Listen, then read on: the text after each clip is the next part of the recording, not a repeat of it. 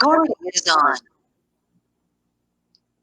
I am not very used to do these introductions because I'm not. I think maybe I'll ask you to do it. Maybe because I feel always a bit embarrassed about these things. I must get a bit more training for this. Okay. Yeah. So all right. So we're here today with Derrick Jensen, and yes. We're going to talk about Bright Green Lies. Congratulations on the book and Julia Barnes's movie.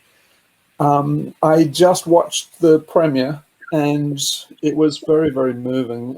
I still haven't read the book, but it's on the way. So congratulations on both of those. And we've already spoken to Leah Keith about the book. Yeah, Derrick, I must say that the movie was moving enough for me. I actually cried in it, which is pretty. I'm a pretty jaded old dude, and movies don't often get to me. But one of the places that really got to me was when you talked personally about Crohn's disease and how you really have skin in the game when you say that you rely on tech civilization for your life, and in essence you were saying you would cash it in to see tech civilization go. Am I reading you right? And is that the way it is?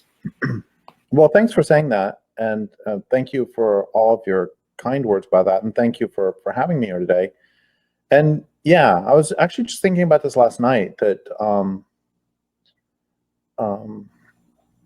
I mean, all of us are going to die, and I mean, I love life, and I'm having a wonderful life, and that doesn't alter the fact that I'm going to die someday, and the forest isn't supposed to. I'm supposed to. The dogs here at my feet are supposed to. The bears outside are supposed to. The trees are eventually supposed to, individually. I read this really interesting book a few years ago called 13 Moons by Charles Frazier. He's the guy who wrote Dark Mountain, which was made into a big movie and everything. Anyway, the book 13 Moons was sort of a love story. Well, it was a love story between a man and a woman, which was okay. But there was also a love story between the protagonist and the land that I found really moving. I loved it. I would love to interview him about that. And it's set in North Carolina from 1820 to 1900. And at the beginning of the book, there's still wolves, and the buffalo have just been exterminated in North Carolina. And by the end of the book, there's a train goes right by his house every day carrying forests east and tourists west. And he has this great soliloquy near the end where he talks about, he's 80 years old, and his lover has died. All of his lovers have died.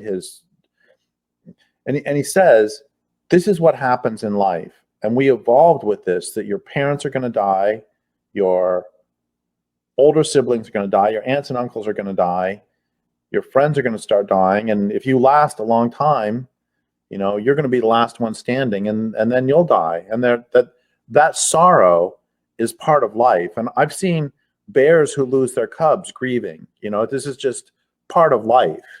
He says, but what we didn't evolve with is we didn't evolve with having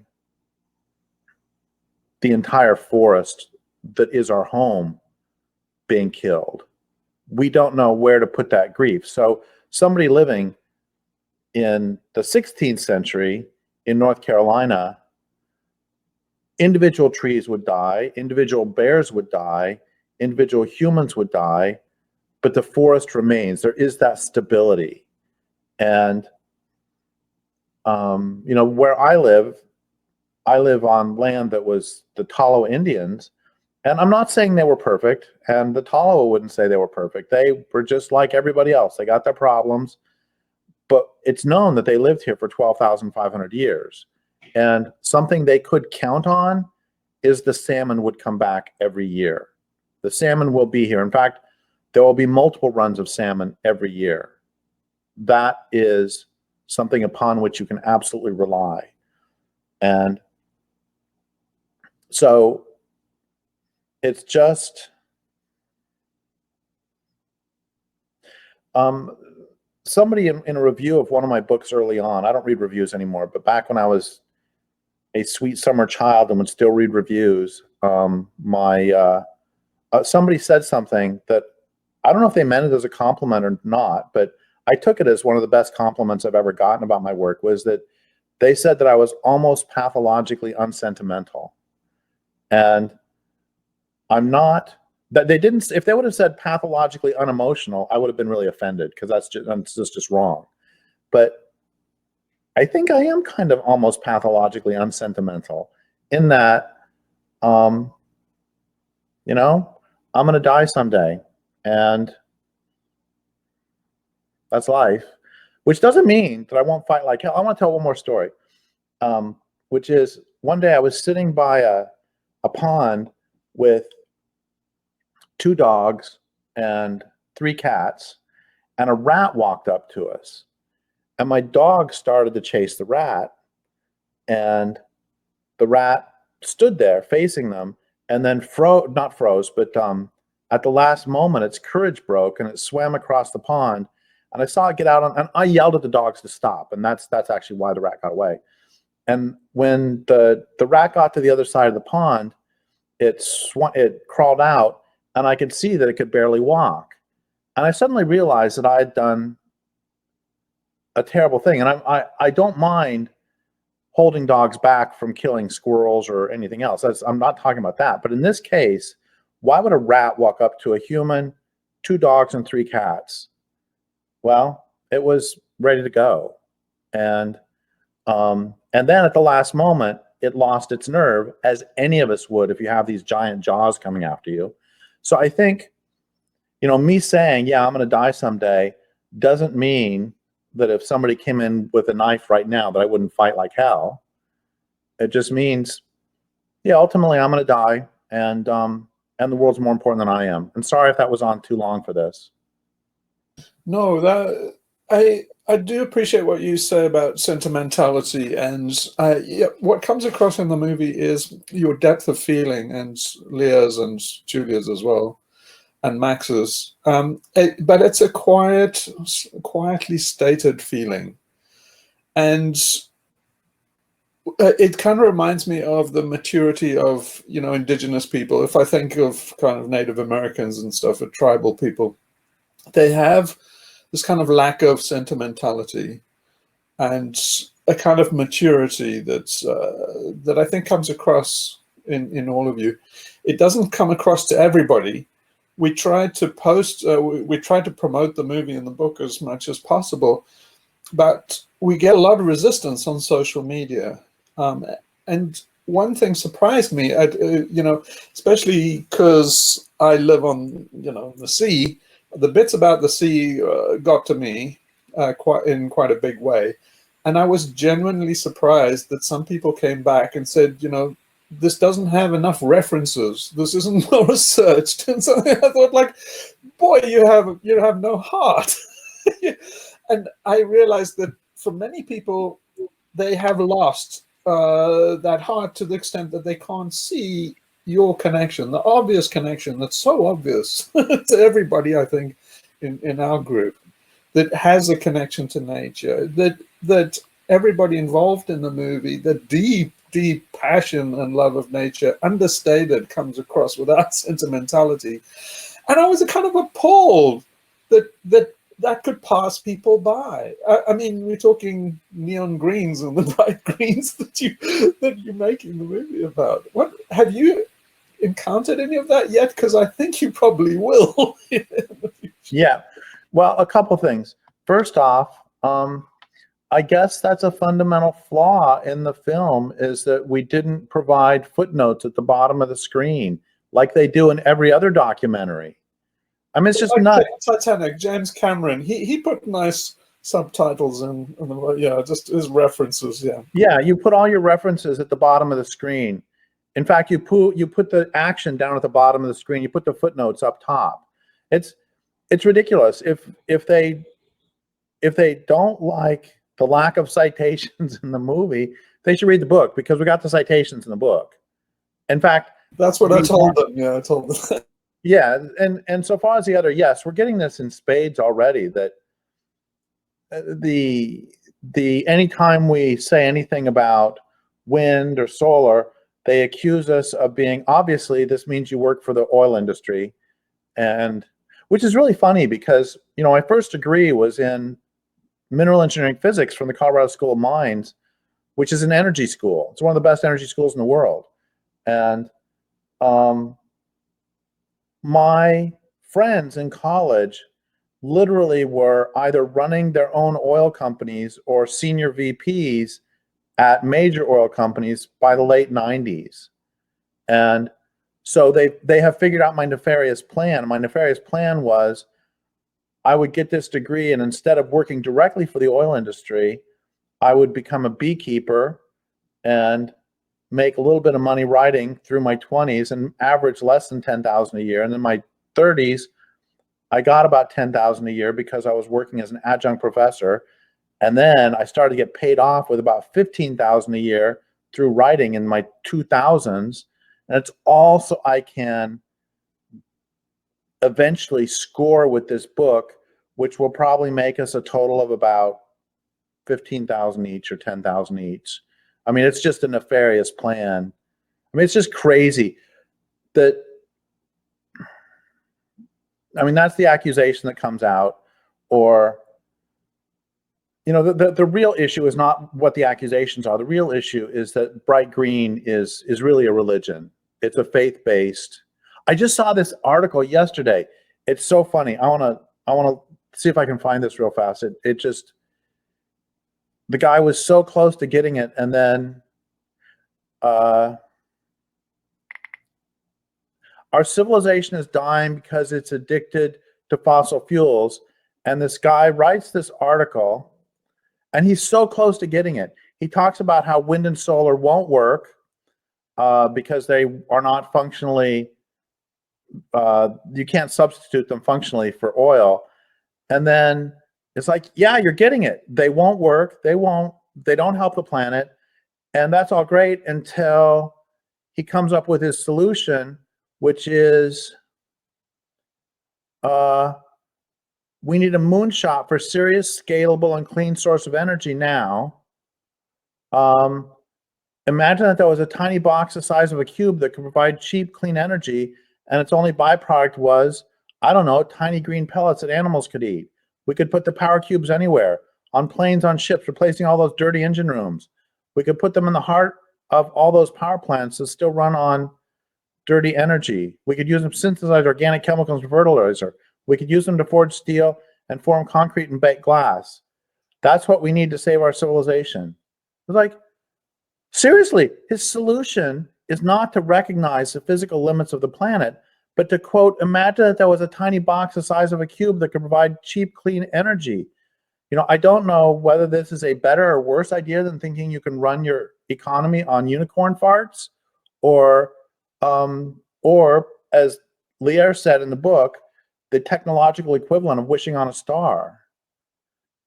And Magic pixie dust, yeah, techno pixie dust. That's exactly what it is. And it's just, I mean, I firmly believe in applying the medical rhetoric to other issues. That, when I found out I had Crohn's disease, a doctor came in and said, I'm sorry, the biopsy came back and it's not ulcerative colitis, it's Crohn's. And then he left the room and, let me cry about it for an hour. And then a nurse came in and we talked. And likewise with the coronary artery disease, I went in for an angiogram and the doctor said, I'm sorry, you're not leaving the hospital. We're going to schedule you for open heart surgery. And they didn't say, go on home and let's invent a magic cube that'll fix everything. It's like, I have a good doctor friend, John Osborne, who's my environmental mentor, dear, dear friend. And he always says, correct diagnosis is a first step toward proper treatment. And it doesn't matter whether we're talking about, you know, a sprained ankle or industrial quantities of energy that are harming the planet. It still would make sense to keep an open mind and to gather data and then go wherever that data leads you. This is one of the things that just kills me about environmental issues in general, is that we have all, you know, none of my work is cognitively challenging at all, because all I'm doing is looking at patterns and seeing where they're going. And if you have a way of life that's based on using non-renewable resources, it won't last. And if you have a way of life that decreases renewable resources such that there are uncountable salmon, and then you can count them, and then there's 5 million, and then there's 1 million, and then there's 500,000, and then there's 100,000, that's a trend. And I don't understand how, I honestly don't understand how, especially given what's at stake, more people don't see these trends.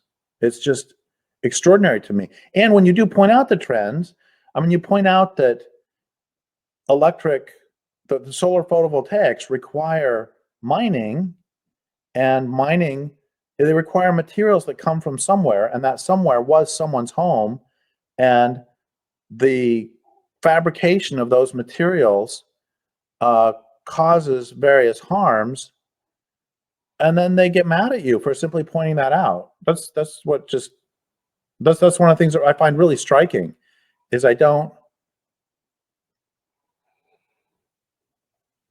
simply pointing out that windmills, the wind energy facilities, cause a pressure drop that will pulverize, will destroy the eardrums and explode the hearts of bats.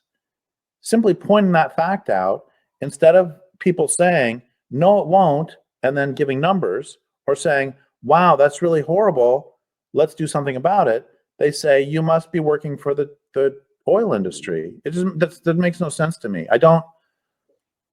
So the doctor comes in and I don't know. It's just, I don't really work that way. And I feel like I'm rambling, so ask me whatever you want. If I may say something about the doctor's work, you say that the good doctor's work is to get a good diagnosis and apply a good treatment. One of the big basis of a treatment is etiology and causes, and you are very, very prolific in analyzing those causes with all the references that you have in all your books. When it comes to our group, we talk a lot about causes, but we're not going to go on to this evening. We talk a lot about the human mind and the human brain, and why we are coming to the situation we are now. But in your solutions and your treatment, in your book, you mention soft landing, you mention a kind of prepping, you mention also, of course, like we think that civilization has to go, so as a religion, it has to go. I would like to hear your voice on this. What have you to say about soft landing, about solutions? Well, the first thing about soft landing is it ain't gonna happen. Every cell in my body wants for it to, and technically we could, if we were approaching this. This is one of the things that really frustrates the sort of scientific part of me, is that if we were using our cleverness to figure out ways to have a soft landing, then I think there are all sorts of technical things we could do that could be actually pretty helpful. But since energy use is continuing to go up every year, the technical things are being put to the wrong end. And a fun example from the book is that, and if you want, I can go get you some and you can see the little mealworms. I have 15 little containers of mealworms, shoebox-sized containers of mealworms, because I love insects, and I read maybe 10 years ago that mealworms, darkling beetles, can digest styrofoam. And I thought, well, that'll be fun. So I just bought some that otherwise would have been fed to lizards. And I feed them lettuce because they need some water. And I feed them some wheat germ, but mainly styrofoam. And they eat it. They've been going for 10 years on this. And I went from one little container to 15 shoeboxes. So they're obviously expanding. And so I've fantasized, I'll tell you why this fantasy won't work, but I've fantasized about setting one of these up on an industrial level. So you like have this giant room filled with mealworms. Everybody brings their styrofoam in, and then they eat it all, and then they produce eventually dead mealworm bodies and poop. Insect poop is called frass. And I wasn't sure if the insects had completely digested the styrofoam. Maybe they just broke it down, used some of it, but it wasn't available. So I took their poop and I put it on various house plants, and I put it outside. The stuff I put outside was eaten overnight. Don't know by whom. And the stuff on the house plants, fungus came and covered it within a day or two, and it ate it all up. So this is really cool. I'm actually converting the mealworms are converting the styrofoam into usable food for other beings. It's pulling styrofoam into the food chain. Makes me so happy. And then I read that, as with all animals, about 80% of the carbon that they ingest is actually exhaled as carbon dioxide. Same thing happens with you. You eat, a bunch of lettuce or a bunch of steak. It doesn't matter. You eat carbon. Most of it comes out of your mouth as carbon dioxide, 80%. And so actually what I'm really doing is converting styrofoam into atmospheric carbon. Shoot. Which doesn't alter the fact. So then I had this other idea just a week ago. What happens if you put this industrial size styrofoam conversion factory consisting of mealworms? What if you put it in with a room full of plants? Then the plants are converting it back. So my point is that if we were trying for a soft landing, it would be really fun, I think, to figure out technical ways that we could attempt to decrease the harm that's being done while, humans slowly step down their harm. But it ain't going to happen. And the reason it's like in the book, we talk about solutions to overpopulation, which primarily consist of giving women absolute reproductive freedom, because right now 50% of the children in the world are either unplanned or unwanted. And they found that simply teaching little girls to read gives them enough, liberates them enough. Just that by itself liberates them enough. They usually have fewer children. So 50% decrease in birth rates through just educating, giving girls an education. It's like, that's great, except, well, of course, what this means is we'd have to take on the Abrahamic religions and also civilization's growth or capitalism's growth imperative. Because what happens when Russia or Japan starts to have a declining birth rate? They all freak out, say they're not having enough babies, and they have sex holidays where the people are supposed to go home and have sex and have babies 9 months later. So the point is that even something as straightforward as that, even straightforward and pro-human rights as that. Oh, and here's another problem with the soft landing idea. There was a study a few years ago. Young people, I think in the UK, they asked them, if you have a choice between access to sunlight and Wi-Fi, which will you choose? And it was Wi-Fi overwhelmingly. And this really gets to the heart of the whole Bright Queen question is, we talk in the book about Naomi Klein, Bill McKibben, David Suzuki, and so on and so on. And we're not attacking them. They they're all working very, very hard. We're not attacking their morals. We're not saying they're bought out. We're not saying any of that. What we're saying is we have a different value system than they do, because they're trying to save this way of life, and we're trying to save the living planet. And that's why we won't have a soft landing, is because there aren't enough of us who want to save the living planet. So you got your hand up. I'll stop rambling.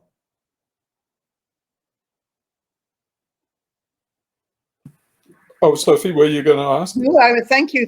No, Hugh, maybe you want to introduce something else. There's some other topic in liaison with the end of civilized, or of industrialized civilization, which is. Oh yeah, I can tell you a very quick way to get a soft landing. So the main thing about all these kind of solutions, these engineered solutions, is I don't think we've got time. You know, the Arctic's going to be ice-free. They say before 2030, but the observational Arctic scientists say before 2025. Right. And things are going to unravel very fast. So a lot of the permaculture solutions, the off-grid solutions, parallel polars kind of communities, I don't think they're going to work. But there is one easy way, very easy way to get a soft landing. And all you have to do is just pass a law that eliminates date and time from all contracts and agreements. It's not easy to see why and how that would work. It takes a little bit of time and explanation to work it through. But it would, it would basically bring industrial civilization to a gentle stop and quite quickly. It takes a while to explain it, so we haven't really got time here. But that would actually do what engineering can't do.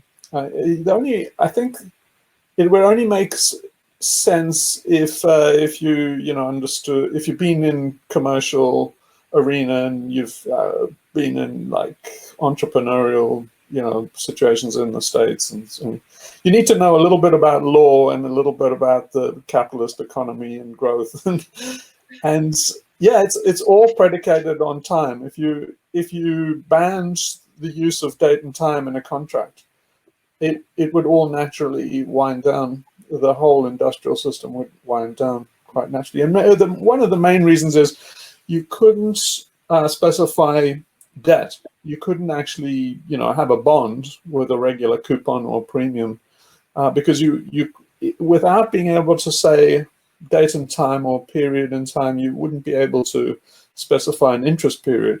And if you can't specify an interest period, then basically people wouldn't be able to grow. So the growth economy is really predicated on debt. I don't think a lot of people know that.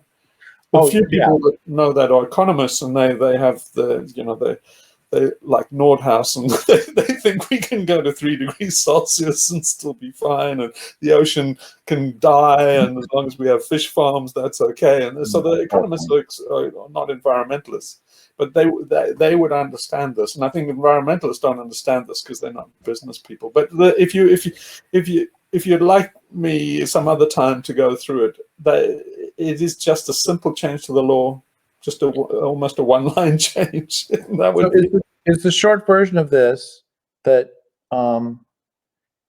you ask me to loan you $100, and I can still do that under the new law.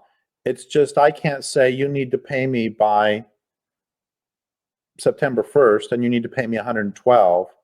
I can say you need to pay me 112 for the $100 you borrow, but we can't specify time, which means you could do it 6 years from now, or 8 years from now, or 100 years from now if you want.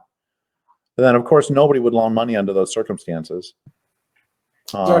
Exactly. So you could loan money. I mean, it wouldn't be impossible. Just think about it. I could say, Derrick, here's $100. I'll give you 200, but you have to pay me back 120 first. And then it would be entirely up to you whether you paid it back ever, or whether you paid them. Yeah. The interesting thing is that's actually how it works with friends. Yeah, it's what indigenous people do. It's a Wasta system. It is in fact Islamic financing. In the Islamic world, you're not really allowed to charge interest. And wasta means favor in Egypt, but it is the indigenous thing. It's basically it. You see, they told a big lie. All these people, Hobbes and Ricardo and Smith and all these early economists, they told this big lie about how everything used to be barter. But it was a complete nonsense. It never was. If anthropologists will tell you, no, the system they use is a debt-based system. It's a system of favors. That's traditionally how humans have actually coexisted for so long, is potlatching, combining resources, and also just owing favors. So it goes so far back that they can show that monkeys, have an economy. A lot of Frans de Waal's work has shown that monkeys have a very sophisticated idea of economics, and they keep a tally, a very strict tally of who groomed who in the troop. And humans used to do that too before civilization. Yeah, a couple things. One is, I completely agree, and that's if we want, that's how healthy families work. If somebody says, Junior, can you pass the potatoes? He doesn't say it's going to cost you $7. It's like he does it because Junior will be socially shamed if he's being a little jerk and hogging all the potatoes. And it's all built on relationships. One of the problems is that, have we talked before about Duncan's number? No. So Duncan's number, I think it's Duncan's number. Dunbar's number. Oh, Dunbar's number. Oh, sorry. Yeah. That's why Robin Dunbar. Yeah, most people, I think, in our group know about Dunbar's number. Yeah. But just explain it briefly, just in case other people don't. Yeah, but recognize that I even got the name wrong, so I'm going to get everything else wrong probably too. Anyway, see, it's not cited. Anyway, there's a certain number, 120 people, 150 people, beyond which you can't really have face-to-face social interactions with everyone, and direct participatory democracy no longer works. And the series of, you have to have some other mechanisms in place to help people behave, because it can be, if you live in a city of 8 million people, okay, so you live in a community, long-term community of 100 people.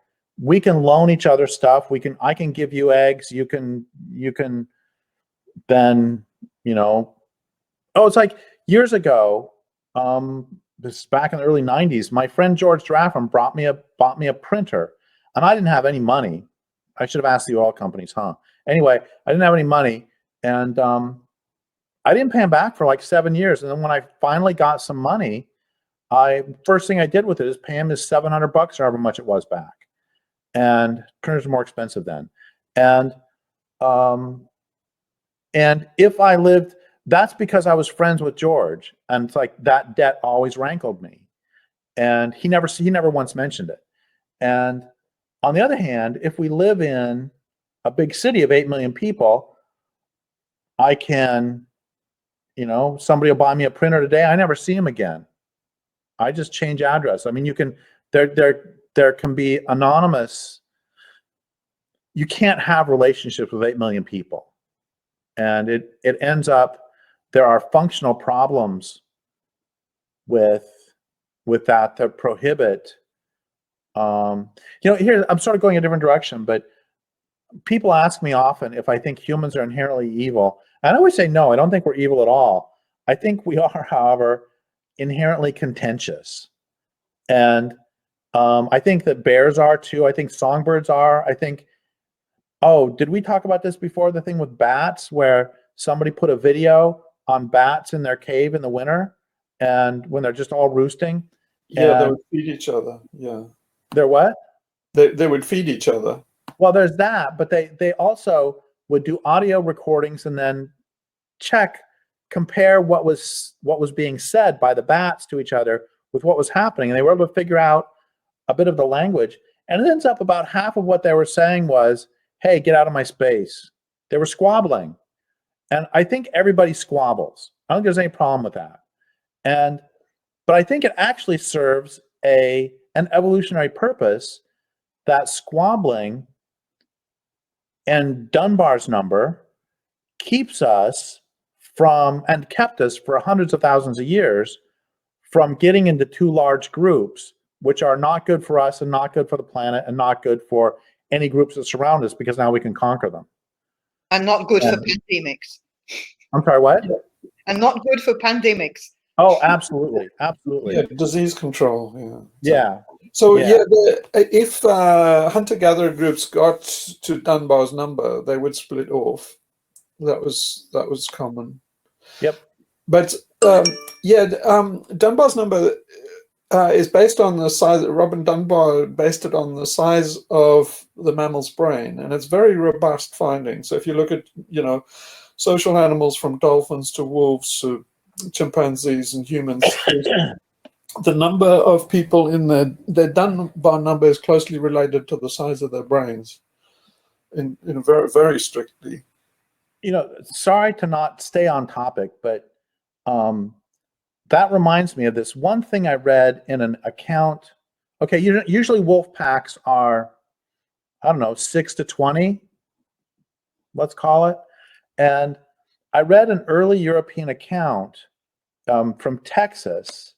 This is back when there were bazillions of prairie dogs and bazillions of buffalo, of a pack that somebody was describing of like 100 wolves. And so that's the only account I've ever read of a super pack. And I've always wondered, if the person misunderstood and it was actually a whole bunch of them coming together because a whole bunch of sick buffalo or something, or if there was so much food that there could be a larger group. I don't know. It's just very interesting to me because that's the only time I've ever heard about a huge pack of wolves. Or it could be the opposite. It could be so few. So habitat destruction can force them into True. Right. Absolutely. Yeah. So just on the point of view of how big things can actually get, there's an interesting point about Aristotle. So Aristotle, in his book Ethics, really the first book on ethics. In fact, ethics starts with Aristotle, and people think of ethics as like, the 10 Commandments, but Aristotle said that ethics were basically, it wasn't ethical for a town to get over 5,000 people. And we think, well, what? That's not trolleyology and, all that kind of stuff. It's like, what's he talking about? And he didn't mind slavery. He didn't mind subjugation of women. That was all okay. But 5,000 people was immoral. But when he explains it, he says that's if you go above that number, even close to that number, then you have to actually get resources from outside the community. So in other words, what you're saying is they're not self-sufficient anymore. And that is exactly where we've got to with global industrial civilization. It's basically the reason why there's no such thing as a green city in all these fantasies is a city isn't, Manhattan Island. Manhattan Island extends all the way to the Yangtze River with these tendrils of, consumption emission, channels that they. I honestly don't understand why. I don't understand how people with PhDs in urban planning can't understand that.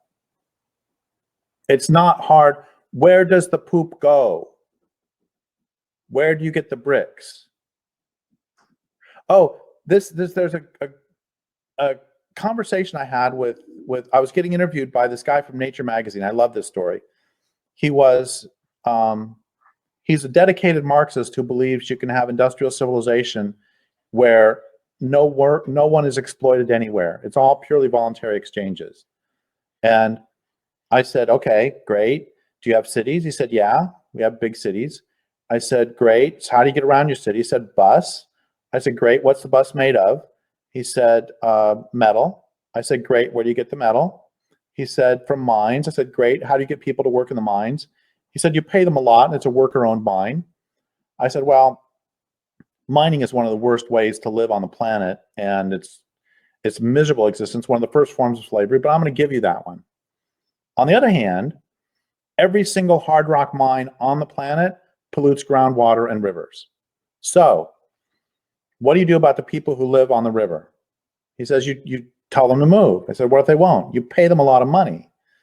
Well, what if they won't accept it? He said, you pay them more. I said, well, what if their ancestors are buried on this land? They've lived there for 5,000 years and they refuse to move. They will not leave their ancestors.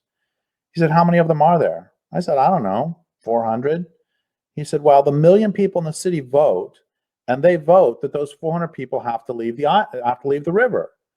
And then you go kick them off. And I said, so what you're telling me is that within less than a minute, you have moved from purely voluntary exchanges to democratic empire, land theft from indigenous people, and genocide, all so you can have a bus.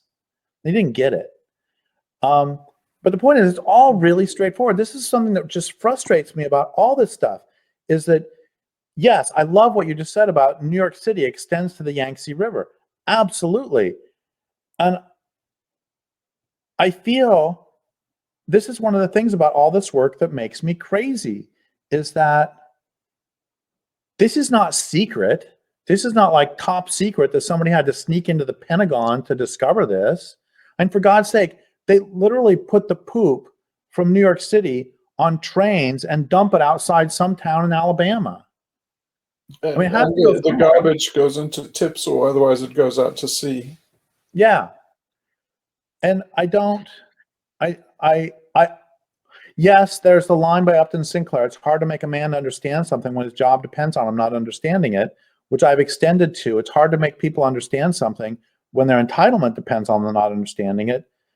But for crying out loud, it's... Yeah, I think it's a combination of the indoctrination being very effective. And then I remember one of your lines, you said that the lies don't have to be particularly believable. They just have to act like the barriers to that hard truth that no one wants to accept. Well, thank you for that. And yes, and even though I wrote that line, I still don't get it. It's just, you know, when stolid scientists are saying the oceans could be devoid of fish within 30 years, you'd think people, it's like years ago, I remember back in 1990 or so, I read this, it's a female toxicologist, I don't remember who she was, she's really famous. Anyway, she said, I don't understand why people are not running around screaming because the entire world is being bathed in endocrine disruptors. I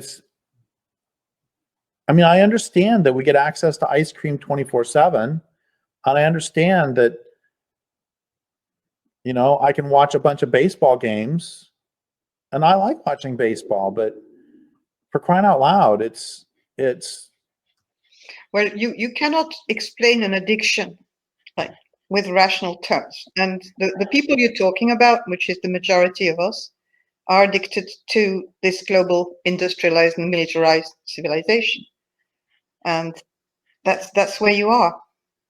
You know, thank you for saying that. And that is so true. And I have in my life I've known some drug addicts that, I used to teach at a prison, and one of my students there, we had a really interesting discussion about it one time. He said, okay, meth was his drug of choice.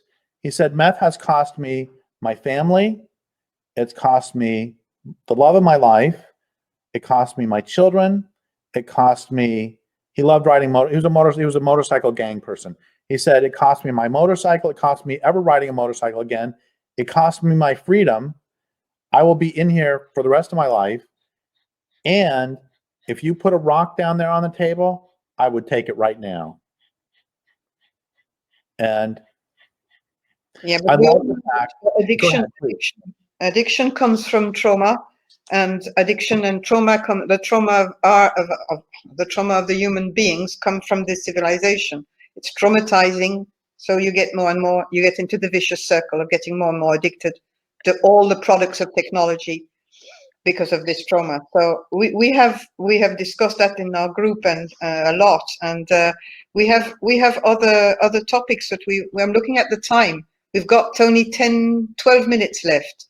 So I want to say one thing about that, two things about that real quick. One of them is I love the fact that the word addict comes from the same root as to enslave, because in ancient Rome, a judge would issue an edict enslaving someone, and when you're an addict, you are enslaved to whatever it is.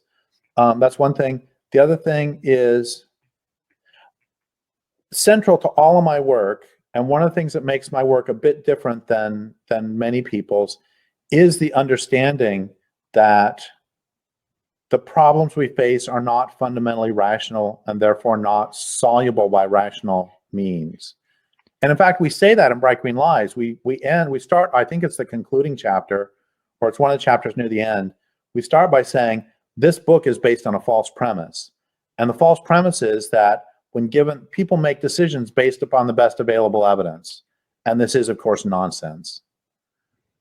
People primarily use their intelligence to rationalize doing whatever it was that they wanted to do before, which again takes it back to the addiction. Okay, so now I'll shut up and you can go with some more questions. Can I just, I'll hand over to you, Sophie, but I just want to encourage you, Derrick, on the line of, taking this line that you can't reason with people with an addiction. But one of the emotional triggers that you got absolutely right with Bright Green Lies, at least Julia Barnes did in the movie, is when you talk about how capitalism and industrial society takes living things and makes them into dead things for profit.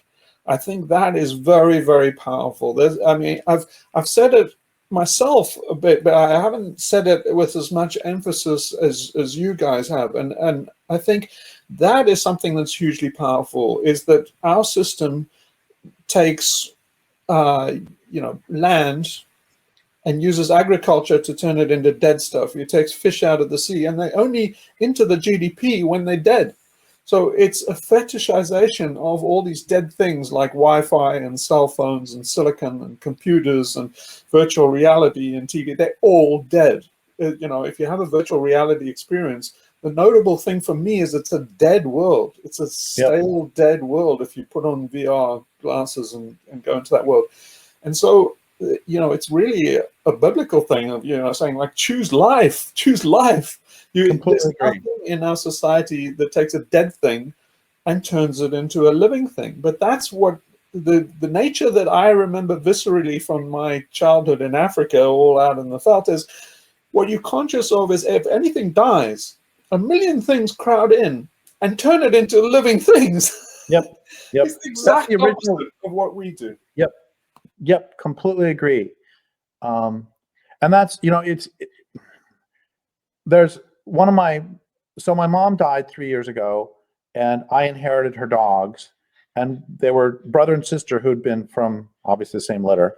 And so they were together their whole life. And then one of them died about a month and a half ago, and I didn't know what to do with the body because I didn't want it cremated. And I didn't want to put it in the forest because she liked the meadow right here. And then finally I realized what I wanted to do with the body is to put it, there was a heather plant that she loved to sleep on because she loved the smell. So I put her there on the heather. And over the last month and a half or however, she's been about 3/4 consumed now. And I get a little bit freaked out about it because the UPS guy came up and he has to walk right past there. And I keep thinking he's going to like report me to the cops or something because I have a dead dog on my, right outside the house. But so I freak out about that a little bit. But the point is that this is completely natural. This is what is supposed to happen. That when this is like the final screw you that our culture gives to the planet, is that when you die, you don't actually even give back then. I remember years ago, I read this article about this guy who raped and murdered his daughter. And he was sent to prison for life, which he should be. But the thing that annoyed me was the judge said, not only did you rape and kill her, but you left her body out to be devoured by wolves. And it's like, that's actually the good part, you know? That I mean, everything else is horrible. I'm not making light of what he did to her, but once she's dead, she should feed, you know? That's, you know, they kidnapped, stole, whatever it is, Edward Abbey's body from the mortuary or from the morgue or wherever, and took him out in the desert.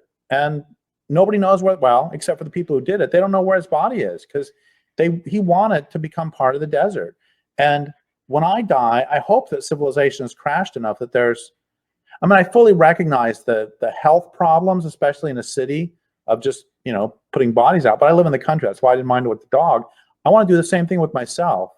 I want, you know, if when I go, I want to be eaten by the bears and the carrion beetles and everybody else. I want to be part of the forest. Yeah, it's kind of a way of living on. So we've only got 3 minutes left, and I can see Sophie's itching. But no, you go on. No. I'm just looking at the clock. I'm doing the recording. Carry on. Okay, Derrick, there's so many things that I feel I'd like to. We can do it again. This is. Can we do it again? Yeah, absolutely. Let's do it again. Yeah, and because there are a number of topics that I think we should go over, and also some ideas. Also, I would never talk about solutions for one thing. Yeah, so in terms of solutions, well, I want. I said the same thing to Leah Keith, but I want to say to you is you've got to get on and do the next book, because what's coming on fast is geoengineering. Is this, you know, once you have the engineering mindset, everything is a problem that you can solve with engineering. It's like, yeah. You know, you know, okay, the microspherules and stuff in the Arctic, it's all coming. And, you know, so we, you know, you've just addressed bright green lies, and the next big thing is geoengineering. So please get on and start working on, you know, something about that. Well, what I was going to say is, you know, I have a degree in engineering, and it they taught us how to do things, but part of the problem is they never asked, should this thing be done? And that's a huge problem in engineering is, I mean, to use a fairly extreme example, they can ask, well, these are all extreme. They can ask, how do you, they had a problem in Nazi Germany of how do you, the people who were shooting Jews face to face were having terrible psychological trauma of just having to murder all these people. So that's what that's why they invented the mobile killing vans, so they don't have to see anything. So it's an engineering problem. How do we do this? And then they would, how do you handle the contents of the van? They would slope it so bodily fluids would flow to a drain. These are all engineering problems. We can say the same thing about damming rivers, which is killing rivers. We can say the same thing about building bombs. It's, you know, I wrote an entire book about human supremacism, that we think we're so smart. And, you know, I didn't want to, and I don't think we are particularly smarter. And the thing that was interesting to me is that where I came to, it's like humans do have a gift that bears don't have. What is it? And it really is just for creating gizmos. You know, we're really good at creating gadgets. And that doesn't make us superior to anybody. But unfortunately, the question is not asked ever, or very rarely asked, should we be making an electric car? Should we be making a road? Should we be making pavement? We just ask how to make it, and then we figure out better ways to make it, and then we figure out better ways to do something else. But nobody ever asks, do we actually need this much energy? Or the thing that bugs me is, you know, with this kind of millenarian hopium, is that nobody ever says how to back it out. Everybody goes like, oh, we have the aeroplane. That's a fantastic new invention. We have the car. We have the vaccine. And nobody ever says, okay, what happens if we want to unravel that? So you can say, okay, we can now have CRISPR and we can do gene editing. And nobody ever says, wait, before you start doing that, tell us how you unravel it if it doesn't go as you think. No one says that. It's I'm always not shaking my head at fantastic you. stuff that we can do now. And it's like, are we going to do it or not? It's like, no, let's say, can you unravel it? That's what you need to ask. Can you undo the damage if this goes wrong? What's the mitigation strategy? No one does that. They assume that everything's wonderful and there's never going to be a downside, but there's always 10 downsides for every innovation. So I'm not shaking my head in disgust at what you said. I'm shaking my head in disgust at the concept, because it is so true. I mean, so in my book, Culture Make Believe, I did a chapter on Bhopal, and there was a line by one of the activists. You know, Bhopal was where somewhere between 8,000 and 100,000 people died because Union a pesticide factory exploded and spewed poison across the town. And the point is, there was this one activist who said afterwards, no one should be allowed to make a poison for which there is no antidote.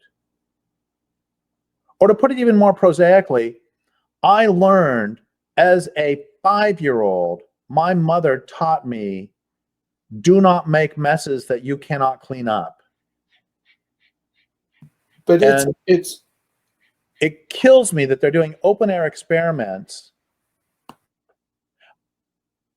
Yeah, this is exactly the point. Sorry to butt in, but it's so important. I feel is like they, you know, there's Peter Wadhams and these people I really respect are starting to talk about things like putting microspherules in, you know, little glass beads on the Arctic ice to basically increase its albedo.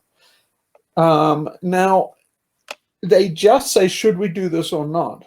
But no one asks the question is, how do you get that out of the Arctic if it doesn't work like you think?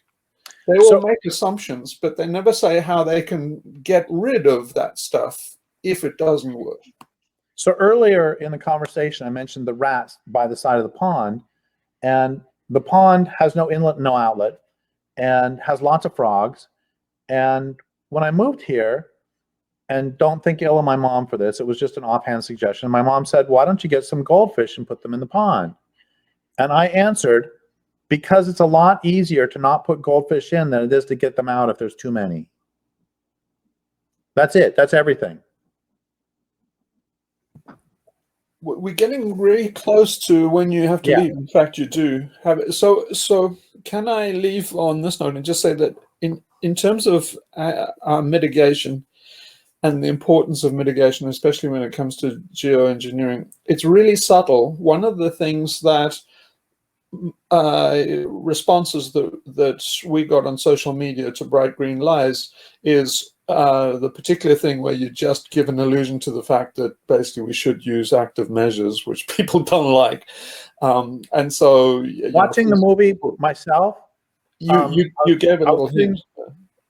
Lier and I were watching it sitting next to each other on the same computer, and when that line came up, I turned to Lier and said, "That's where we lost everybody."